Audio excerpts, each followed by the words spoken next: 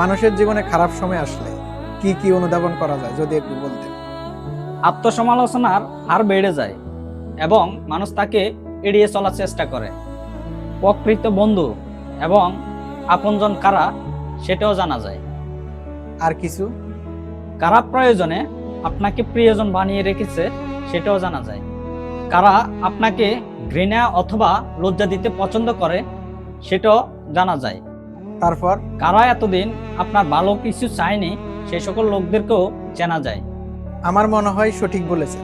তবে একটা কথা খেয়াল রাখবেন, খারাপ সময় মানুষের বেশি দিন থাকে না। আর এই খারাপ সময়ের মধ্যে মানুষ আপনার সাথে যে খারাপ আচার আচরণগুলো করে থাকে, ওই খারাপ আচার আচরণ দ্বারা ওই ব্যক্তি আপনার নিকট চিরদিনের জন্য ঘৃণিত ব্যক্তি হয়ে থাকে। ধন্যবাদ।